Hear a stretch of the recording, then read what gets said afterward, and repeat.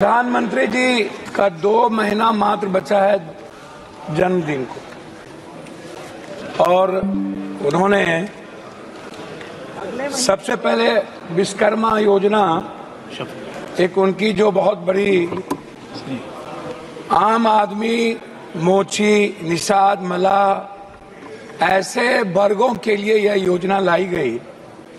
हम शुरू करेंगे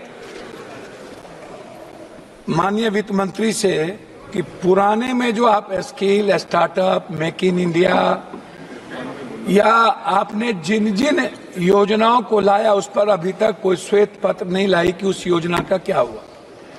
आपको रघुराजन जी के ऑडिट रिपोर्ट को भी देखना चाहिए। उसके बाद भी जो रिपोर्ट आई उस पे भी आप कभी इस सदन में आप नई योजना लाते हैं, नया बजट लाते हैं, पुरानी बजट पर कभी चर्चा नहीं करते हैं कि उस पर कोई इम्प्लीमेंटेशन हुआ या नहीं हुआ, उस पर कोई ध्यान दी गई कि नहीं।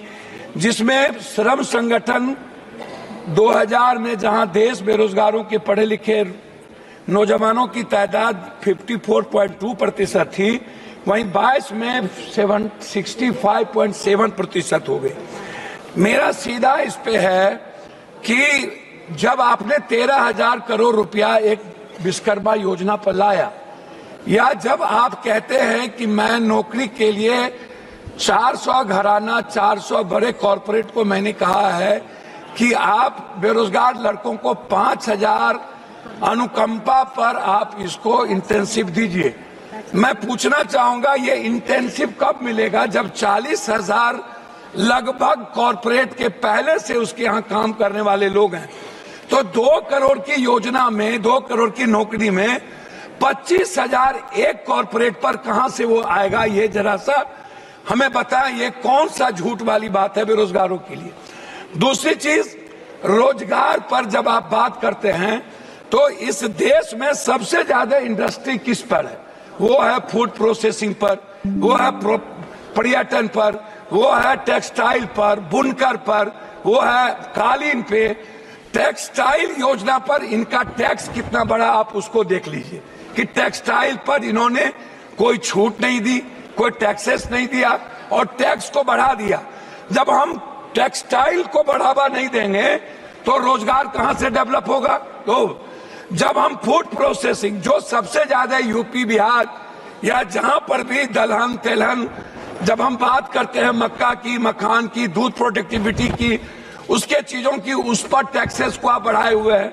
आप जो सबसे ज्यादा काम करने वाली 70-80% महिलाएं हैं, हमारी बेटियां हैं, उस पर आपके लिए कोई नई योजना नहीं है।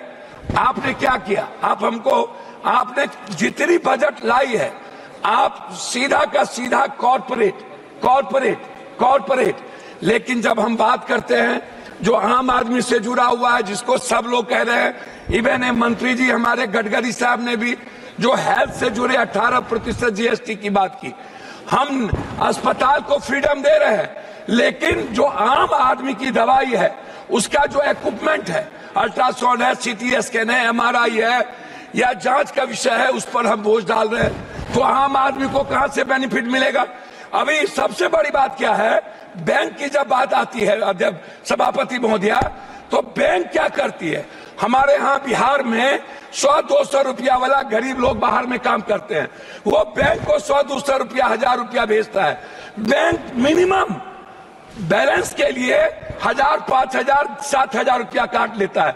अब आप बताइए, क्या आपने इसको रोकने का कोई प्रयास किया कि बैंक उस पैसे के, जो मिडिल क्लास और गरीब का पैसा है, जो बाहर से अपने माँ बाप को भेजता है, वो पैसा ना काटे? ये इस पर आपने कभी चर्चा की कि बैंक जिस तरीके से आज बैंक आपका बैंक आपको कितना पर लोन देता है? आपने बैंक को क्या बेनिफिट दी? या बैंक को आपने क्या कहा? जो बांग्लादेश में आज जो मोहम्मद यूनुस को वहां बनाने की मांग उठी, क्यों उठा? उसका कारण क्या था? उसके सबसे बड़े कारण थे कि उन्होंने बैंकिंग सेक्टर को आम लोगों के लिए उसके लिबरलाइज, उसको लोन का, उसके ब्याज और उसकी सूद को कम किया। लेकिन क्या मिडिल क्लास कोई गरीब आदमी कर सकता है? हम आते हैं किसान पर, आपने किसान पर टैक्स नहीं बढ़ाया, लेकिन आपने क्या किया? 50 किलो खाद को आपने 45 किलो कर दिया, आपने 40 किलो कर दिया। मैं जानना चाहता हूं कि 45 किलो को 50 किलो को क्यों कम कर दिया। दूसरी चीज जो सबसे बड़ी बात है उसको मैं आपसे कहना चाहूंगा कि मैडम बार बार रोजगार की बात होती है, बार बार यूथ की बात होती है, एजुकेशन की बात होती है। हमें आप मैडम बताइए, दलितों को स्कॉलरशिप मिलता था, स्कॉलरशिप में अब क्या किया गया, उस दलित के स्कॉलरशिप को रोक दिया गया। कहा गया पहले तुम एडमिशन लो, 60% जब तुम्हारा, मैडम मैं आ रहा हूं, 60% जब तुम्हारा होगा अटेंडेंस तब हम तुमको स्कॉलर देंगे। इस तरह मिनिमम मदरसे की आप चीजों को 2 करोड़ कर दिए। आप अल्पसंख्यक जैसे मौलाना आजाद जो फेलोशिप था उसको आपने बंद कर दिया। आपने बजट को आपने सीधा 117 करोड़ पर ले आए अल्पसंख्यक के लिए। तो जो आप सबका विकास, सबकी बात करते हैं नरेंद्र मोदी जी की सरकार। मेरा मैडम लास्ट है बिहार से। बिहार सरकार ने लगातार बिजली को लेकर के वन नेशन, जैसे वन नेशन वन एजुकेशन की बात उठती रही, वन नेशन वन हेल्थ जो हमारे राजस्थान की सरकार ने किया, बिहार सरकार ने 4 चीज आपको भेजा है।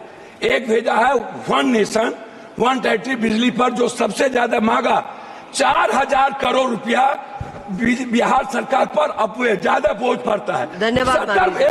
मैं कम कर रहा हूँ, 70 पैसा मैडम, 70 पैसा एक आदमी पर पड़ता है। दूसरा, लगातार बिहार सरकार की ये योजना है हाई डैम से 40,000 करोड़ विद्युत परियोजना को बढ़ावा देना, हाई डैम, जिससे पूरा का पूरा कोसी, सीमांचल, मिथिलांचल को बढ़ावा मिलेगी।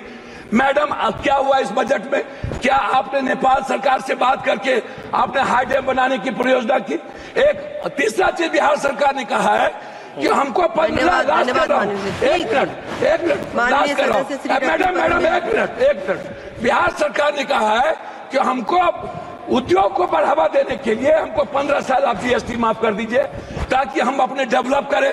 आपका हमको नहीं चाहिए, चाहे डालमिया नगर, हमको आईएम की बात हमने किया पूर्णिया में, हमने आईटी की बात किया पूर्णिया में, कोसी सीमांचल में हमने बात की, मक्का और मखान पर फैक्ट्री की, आपने वो नहीं किया। तो आप उल्टे ही सारे के सारे मिडिल क्लास के पर जीएसटी का बोझ डाल दिया, आपने युवाओं पर, गरीबों पर बोझ डाल दी, आपने किसानों पर बोझ डाल दिया, लेकिन आप कॉर्पोरेट को सपोर्ट करते रहे। अब हम लोग को बोलने के लिए पहले आप खड़ा कर देंगे। लास्ट कर रहा हूं, हमको 30 सेकंड हम 30 सेकंड के लिए 30 सेकंड कंप्लीट। मेरा आग्रह ये है कि कम से कम बिहार के लिए मेरा आग्रह आपसे है